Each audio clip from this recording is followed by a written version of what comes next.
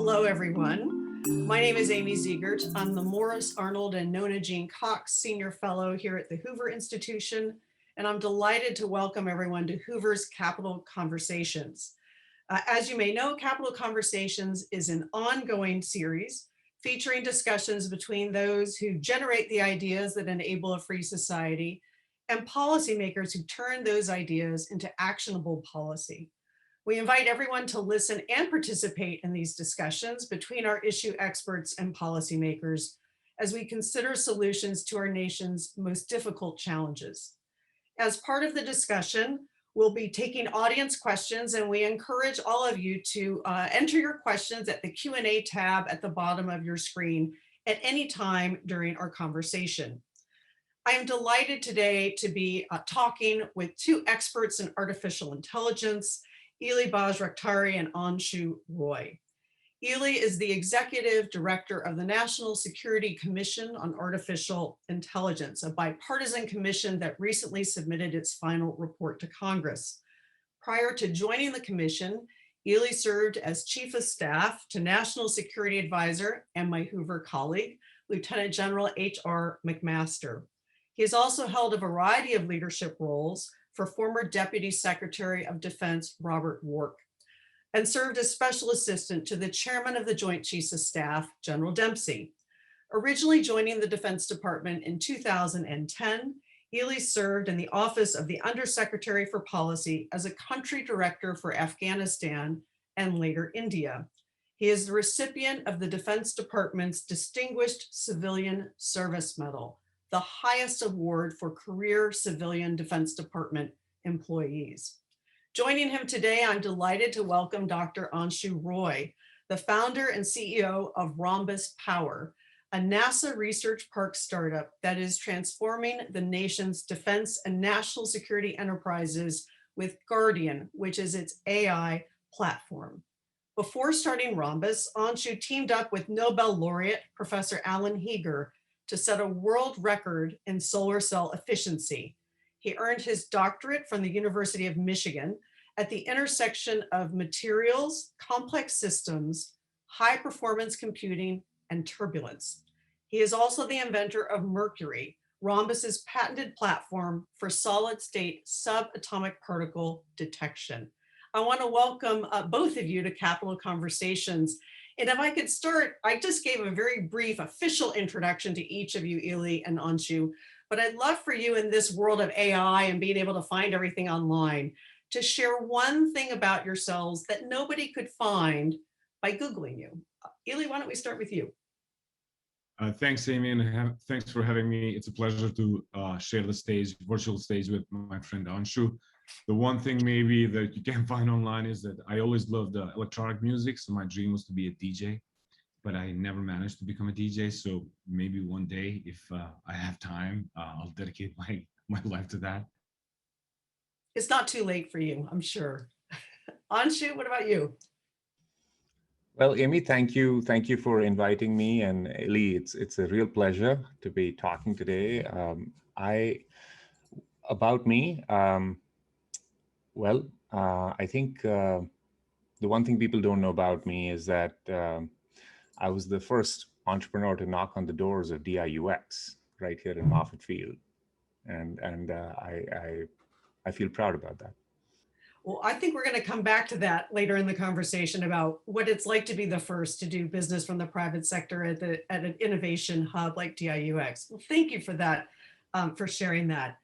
I want to start with the very basics. AI is a technology, as you both know, that has never been more important or misunderstood.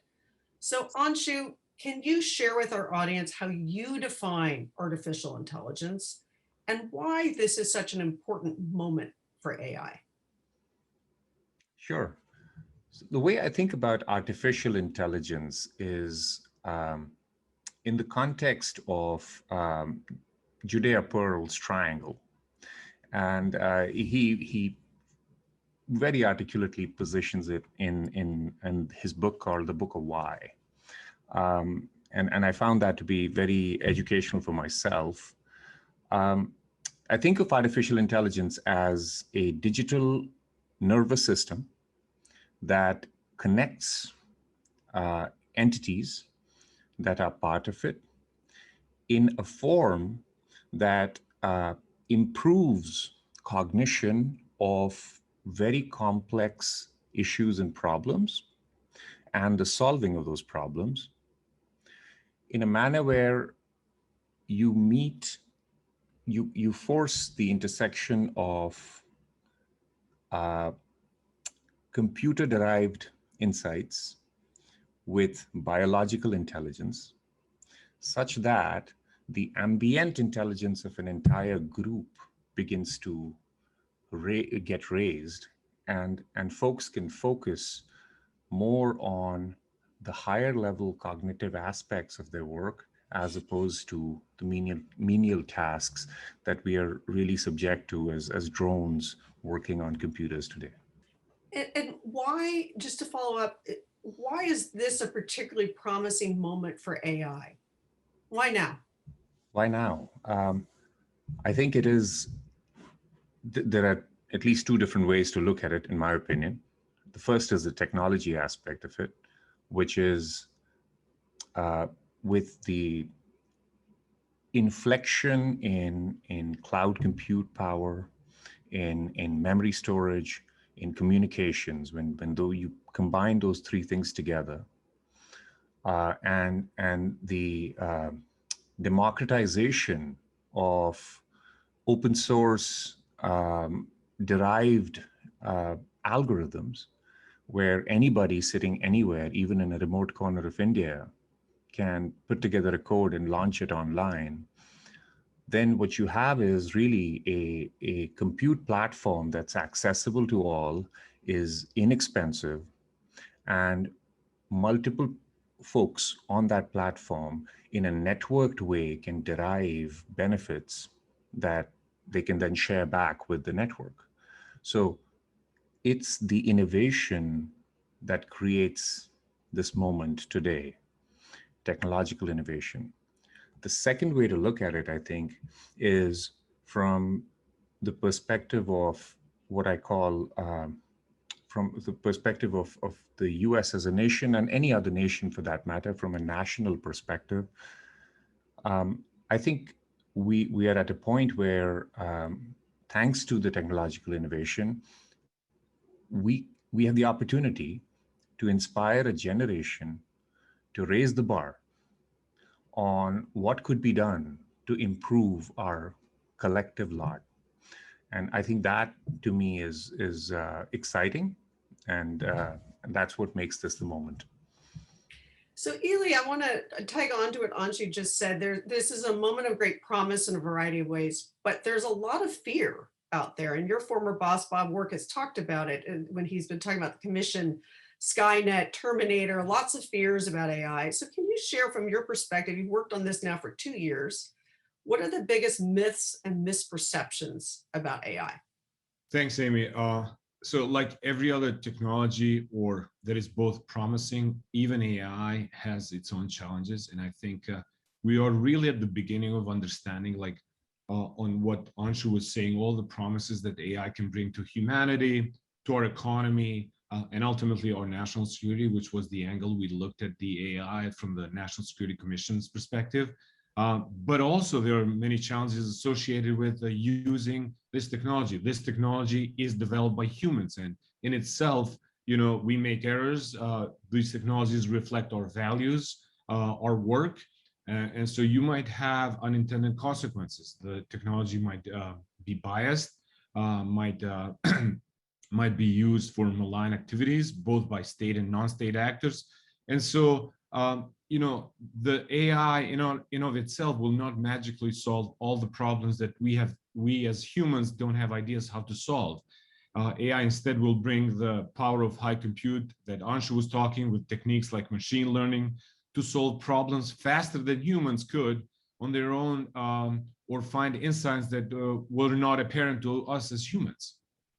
So can you follow up a little bit more, Ely, so we're talking generally about promises, you know, the promise of AI. So I'll give you an example that comes to my mind. I'd like each of you to share concrete examples of the sort of the hopeful side of AI, and then we'll get to the sort of pitfalls of AI. So two colleagues of mine at Stanford in January came and they wanted to understand trade between China and North Korea. And they did this by counting trucks crossing bridges between China and North Korea.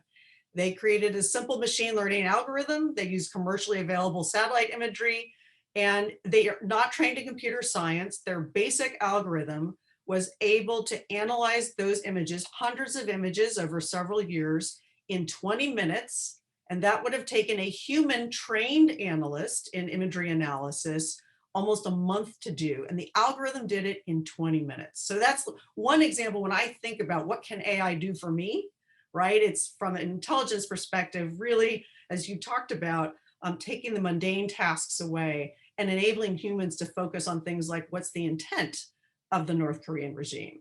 So can each of you share some examples of what you think is the greatest promise of AI, whether it's a current application or a future one? Ely, why don't we start with you? Thanks, Amy. So we looked at it from the national security perspective, and just as a setting the level of Congress created the National Security Commission about 2 years ago. I think what Congress understood back then was, with all the promises that AI has, both for economic, social, and national security aspect of our country, we're lacking behind, and we have not gone all in understanding and applying this and adopting it for our federal government departments and agencies. So they created this commission. They picked 15 commissioners. Some of them are technologists. Some of them come from serving in government and academia. And we looked at what is the private sector doing right now? What is the latest in terms of research at the academic level? And then we recommended to Congress and the executive branch actions that they need to adopt now in order for us to move faster inside the federal government. So again, the purpose of this commission was really, from a national security perspective. It's not, what can federal government do to enable AI for humanity or for the economic benefits.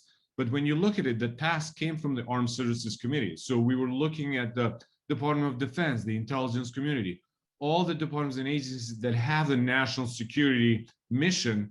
And to your point, Amy, all these agencies and departments are dealing with massive amounts of data. Let's take intelligence community, something that you're passionate about, Amy, and you have written about this. The amount of data that all the intelligence community can gather through the satellites, through interceptions and everything else, it will be impossible to task humans to go, and listen and watch and analyze all those images. So what AI can do is it can help humans sift through thousands and millions of images and files and flag for human some anomalies, something that to pay attention. I mean, if it's the trucks going from China to North Korea, one example that you mentioned, whether it's the assembly of Russian troops in the eastern border of Ukraine. AI can be a really good sort of like indicator and warning can provide a lot of indicators and warnings capabilities to humans, and so you can dedicate a lot of these tasks to machines and relieve humans from a mundane task and have them supervise these machines in a way they conduct their work or tasks in this case. So Anshu, your company is on the front lines of these kinds of applications. Can you share some specific examples of how AI is assisting in the national security space? Yes, absolutely. So I'll just build on what Ely just mentioned. So if you think about artificial intelligence, and this kind of circles back to your first question about what is AI,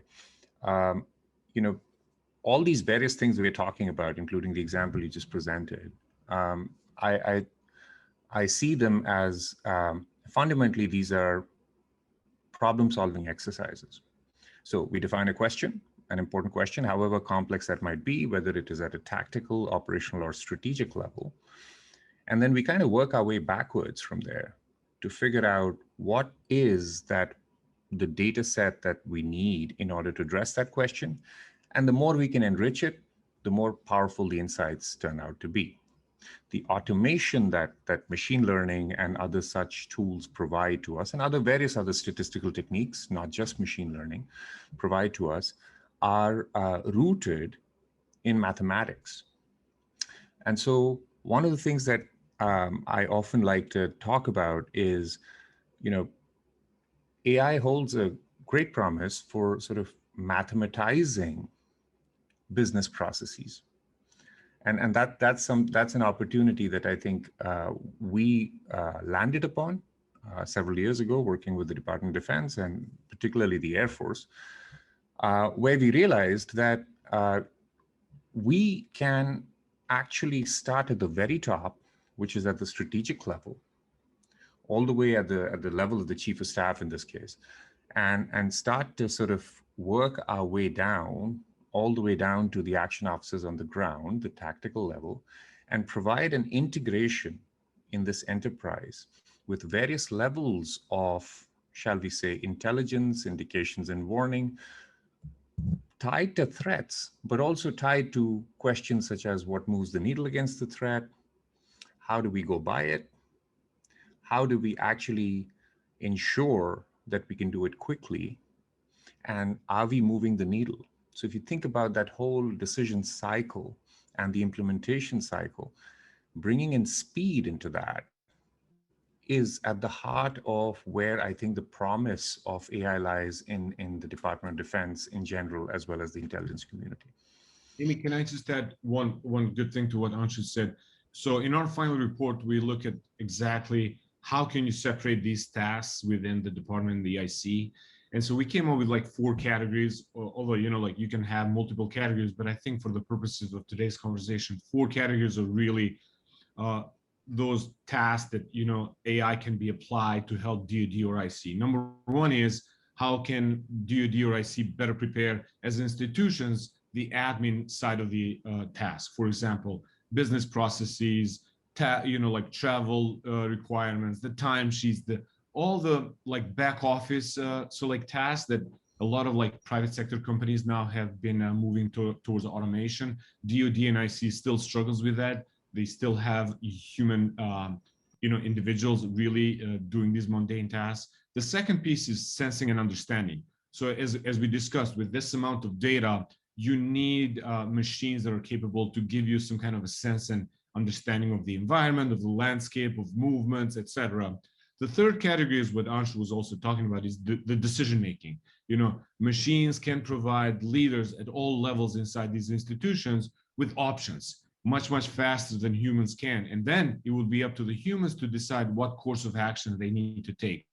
And then lastly, the way we execute missions. And this involves, from movement of troops and logistics to executing some, missions in any part of the world. But I think machines can help sort of like prepare all these institutions that have national security missions along these 4 categories, because I think, and it depends. Like some institutions are much better on the business side of this. Some of them are still struggling. I know Anshu has had his, experience in trying to help the department in terms of logistics, which I think is a critical piece in how you can save money by applying AI towards such a critical task for the military.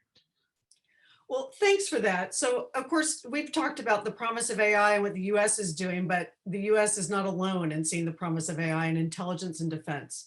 And Ilya, your commission spent a lot of time looking at the AI competition with China and really got below the headlines to look at 6 parts of the AI competition with China. So can you share that sort of analysis and where we're ahead and where we're not ahead? Thanks, Amy. So I think one of the purposes of the commission was really to do an assessment of where we are versus our key competitors. And here really, we're talking about China because, China has publicly announced that they have a strategy. They're putting resources towards that. It's really a top-down driven, so like emphasis on how they see sort of like a range of technologies that they want to dominate, whether they're saying 2025 or 2030. We looked at informally on, first of all, we wanted to understand what is AI. So according to one of our commissioners, Andrew Moore, who was a professor at Carnegie Mellon and now is with Google Cloud, he calls AI a constellation of 6 things. It's a combination of hardware, algorithms, people, data, application, and integration. So if you have all of this, and if you're working along these 6 elements, then you will have that sort of like AI that you can apply towards any mission set. And so when we informally analyze these 6 elements, we came to this kind of an informal conclusion that United States leads in 3 areas: hardware, and this is like the semiconductors piece; algorithms, because our companies are still at the forefront of producing the best algorithms in the world; and people, because our universities and our companies are still attracting some of the best and the brightest talent to come and study here, and ultimately they contribute to our nation's prosperity. China leads in 3 other elements: data, obviously for obvious reasons; applications, because they're already using AI, as we see daily, for the suppression of minorities, social control, etc. And then lastly, the integration piece. China has the lead in integrating all the elements of AI into one piece, just because their domestic political system is so different, and the civ-mil fusion that exists over there allows for a better integration of how they use these kind of technologies for dual purposes. So there's, Anshu, did you want to jump in here? I just wanted to add that, from my perspective, where the US is perhaps finding itself leading is in its ability to redefine what artificial intelligence actually means. I think and great respect for Andrew Moore, and I love the 6 dimensions. What I would contend is that it's time we moved away from calling, AI should not be artificial intelligence. It's got to be ambient intelligence. And that's just something I constructed, but I think it makes sense, because as we are working our way through this, and we combine all the associations we find in the data and all the interventions we can consider in a causal manner through biological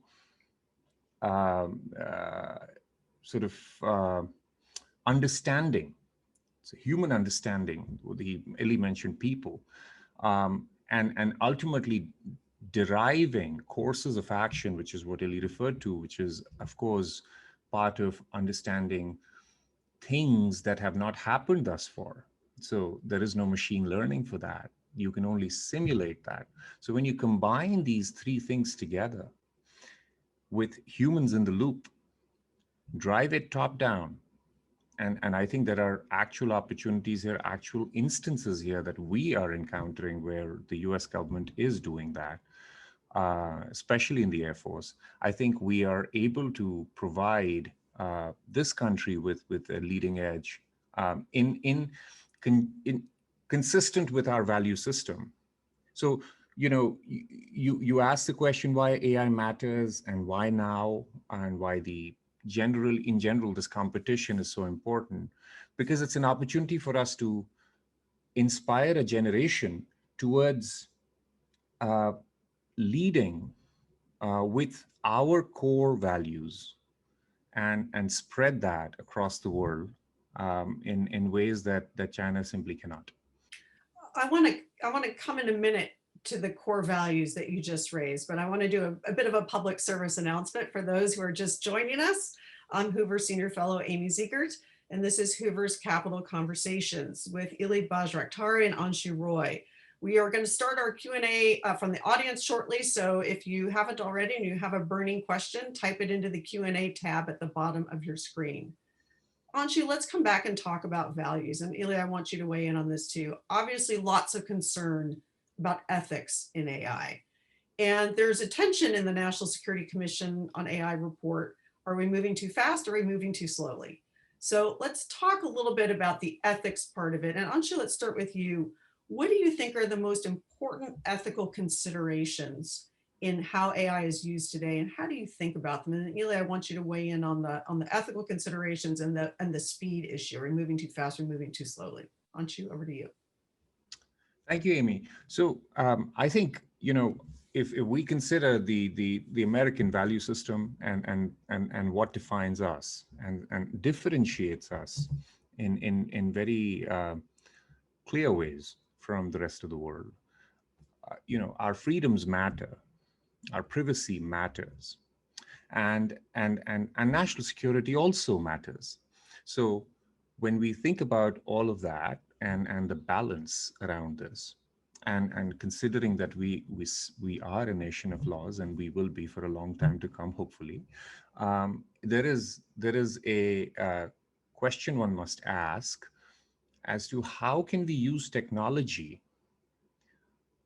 to ensure those particular values are protected, of freedom, of privacy, as well as the outcome, which is security on our side. And one of the things that we've enabled on our platform is what may sound very mundane, but it's called a data policy manager. And it's really something that has gotten a lot of traction within the government, because it actually helps in ensuring that folks who are protecting certain kinds of information can be absolutely 100% confident that it will remain protected in particular ways, but certain insights can actually be shared across the entire network in order to generate that sort of swarm intelligence, which I'm sort of alluding to in an ambient sense.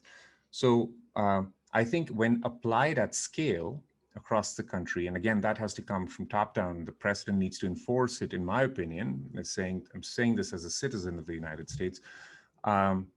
I think there will be, we'll find ourselves doing this right, shall I say.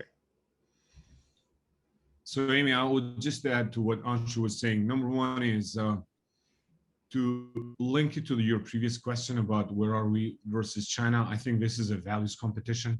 I think the technologies we use reflect our values, or should reflect our values, because they're developed by the systems, the political, the democratic system that we have in this country, versus how China produces, develops, and feels these kind of technologies. So ultimately, I think the world has to be presented with an alternative model to what the Chinese have presented the world right now in terms of how they use AI-related technologies.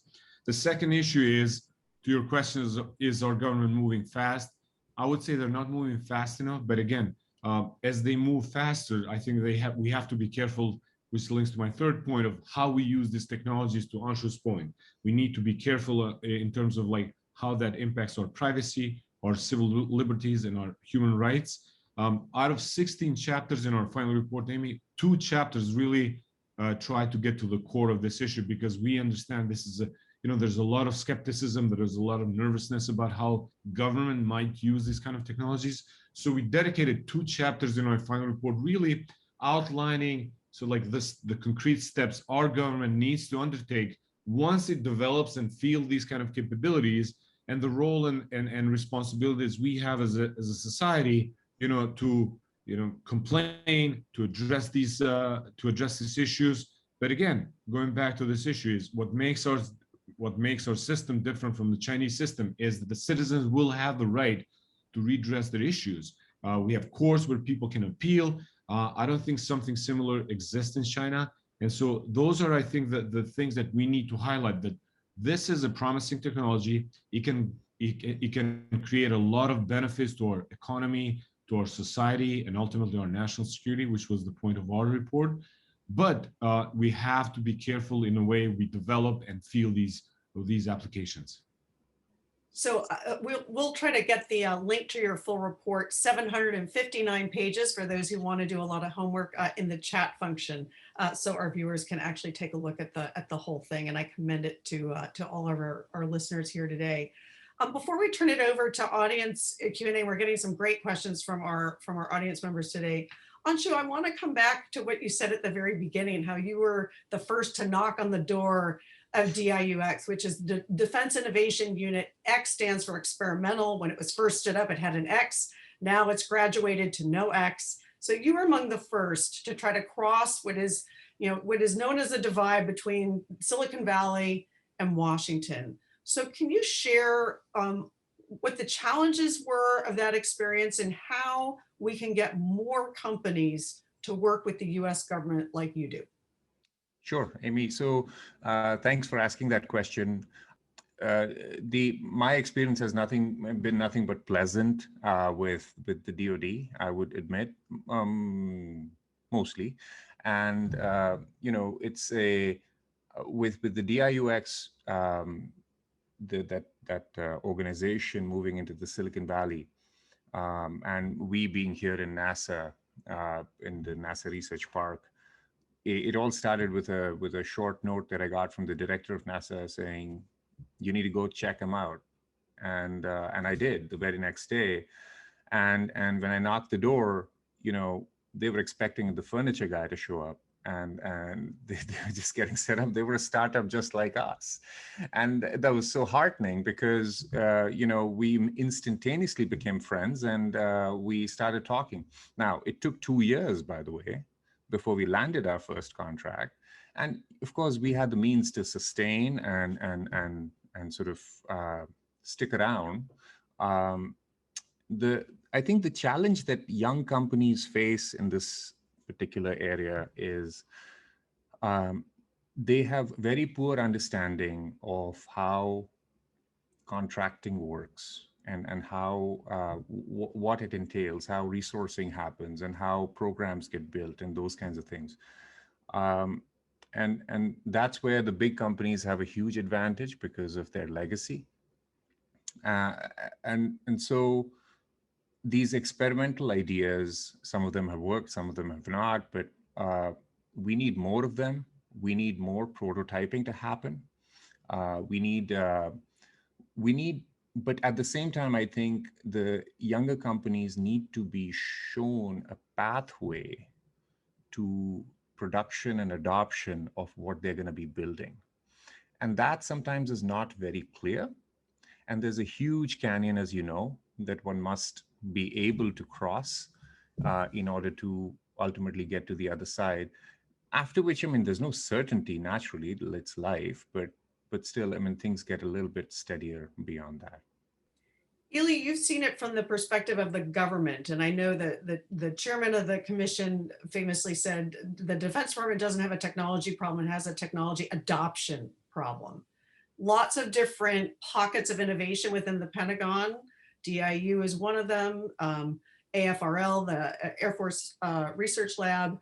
And that's promising, but it's also an indicator that the main bureaucracy isn't working well when you have to have workarounds with innovation centers. So can you talk about what you found and the top recommendations from the commission to try to enhance the pace of adopting technology from the commercial sector?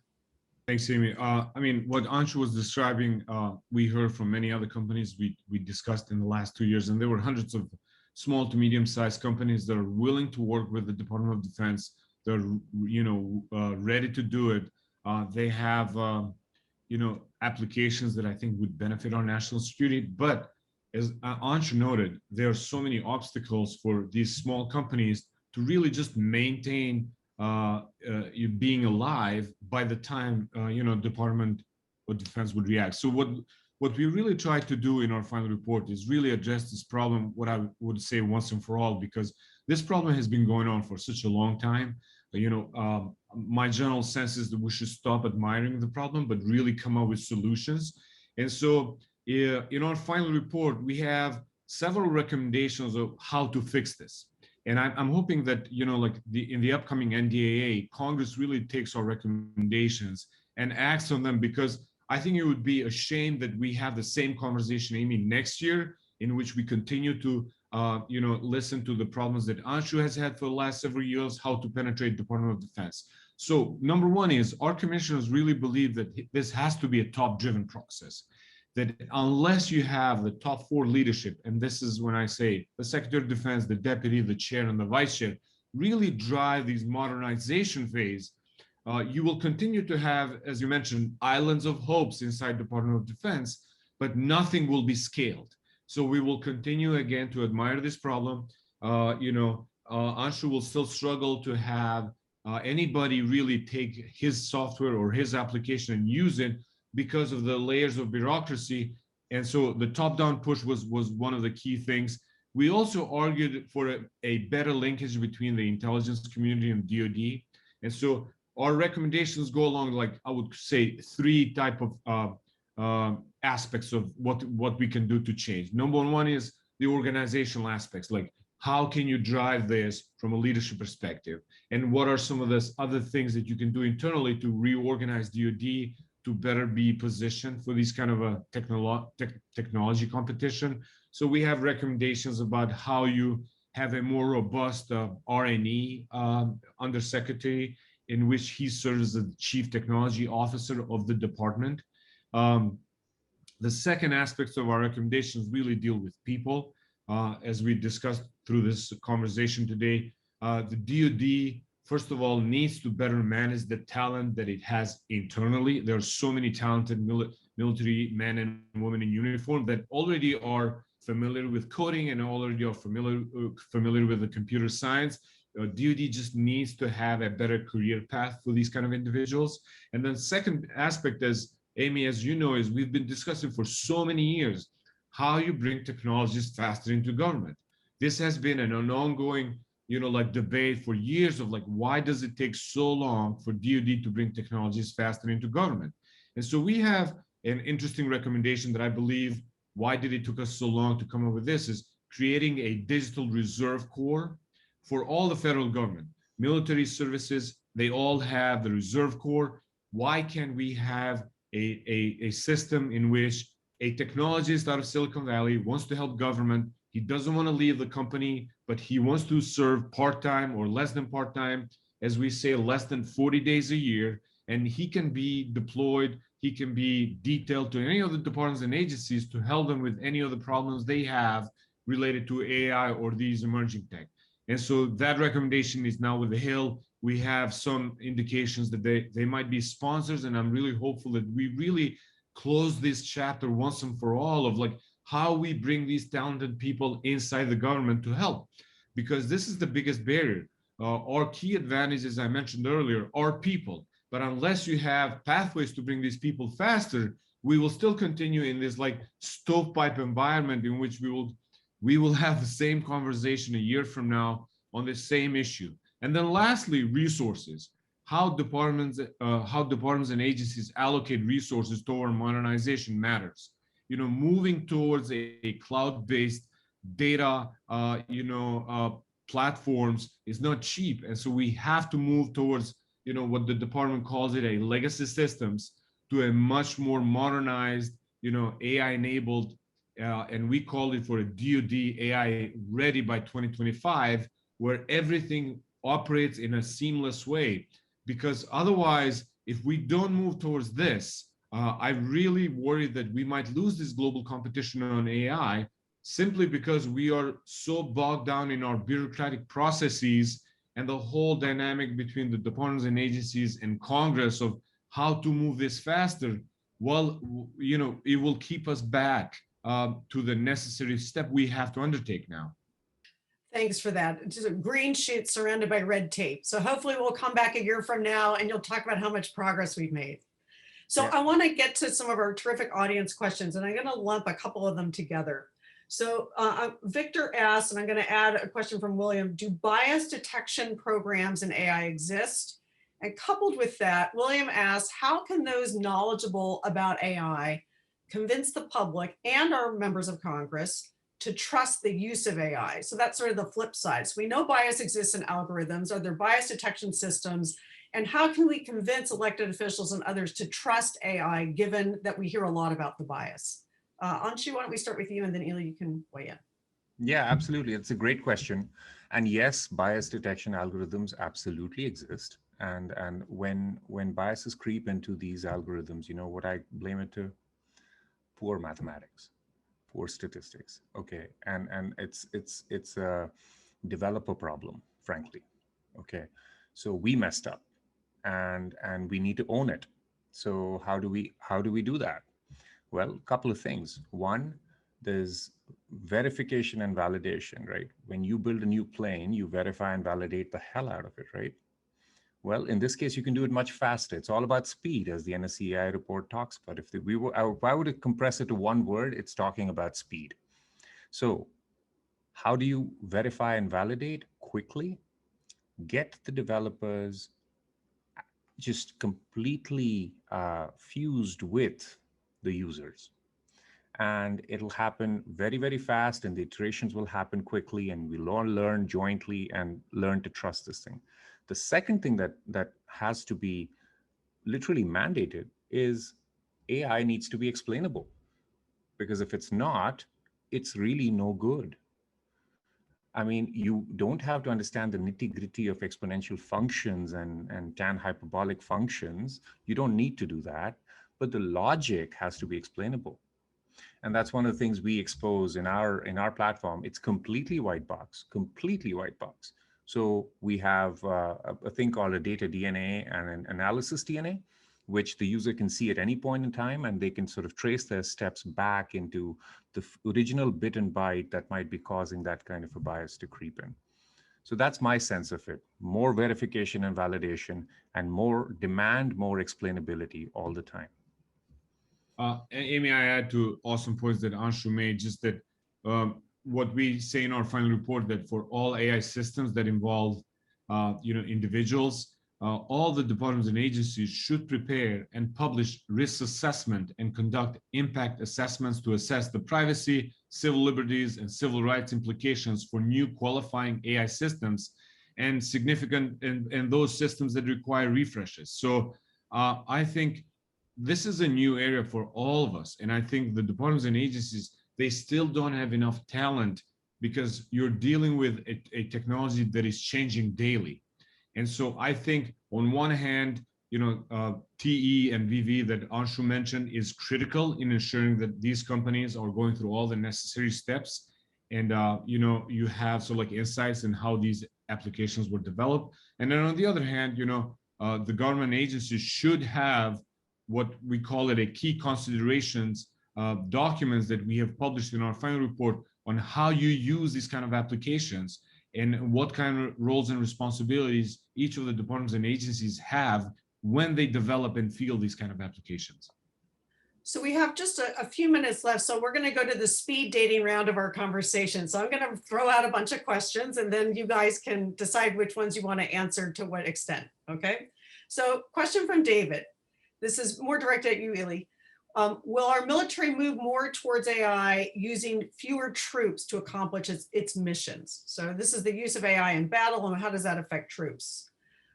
There's a question from Kimberly about work displacement. Anshu, maybe you can talk to that. So we've talked in our conversation about AI is very useful at doing tasks that are mundane and require a lot of automation. What happens to all those people who are employed in those jobs? What's the future of our economic labor market if AI does what we expect it to do over the next 10 to 25 years, sort of broadly? And I'd add to that question, what are the geopolitical ramifications of that economic displacement? And then third, a question about K-12 STEM education. We've talked a lot about talent. And yet K-12 education is in need of much greater attention and innovation, particularly in light of COVID. So thoughts on K-12 education. Ely, why don't we start with you? Yeah, so thanks, David. Great question.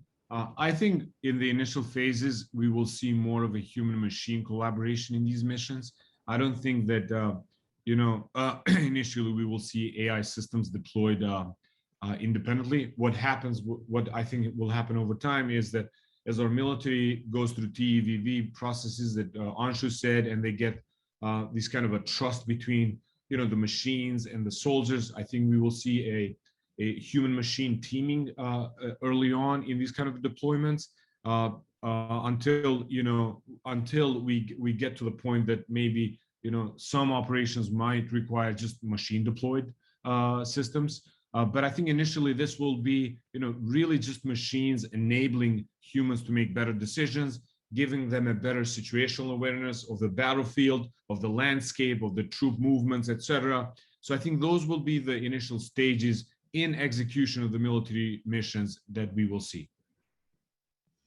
Ely, to your point, I would add, I think that, the anticipatory aspect of it is very important. So one has to be able to apply AI for anticipating things in the battlefield, as etc. Or battlefield could be internal as well. It doesn't have to be out there in Afghanistan, for example. But the point is that, you know, this is a very old theory of warfare, which is economy of force. And certainly these capabilities enable greater economy of force and as less troop involvement. And that's a good thing, in my opinion. That's a very good thing. And UAVs did that for a while in many of these theaters when they were used for ISR and other such capabilities. Coming back to the question of, you know, displacement of workforce, my question is, why can't we do more? I mean, why can't we raise the bar? Organizations can do more. The same people can do more when driven top down, and when the leadership is actually saying, let's achieve more now that we have more time, now that we made things faster and quicker. So that's where I would leave that. On that happy note, let me thank both of our guests today, Ili Bajraktari and Anshu Roy, for a really enlightening conversation today. Thank you so much for your time. You can learn more about this series at hoover.org/capital conversations. I want to thank everybody for joining us today, and I hope you'll tune in for future capital conversations. Thanks so much, Ili and Anshu, for spending time with us today. Thank you, Amy. Thank you.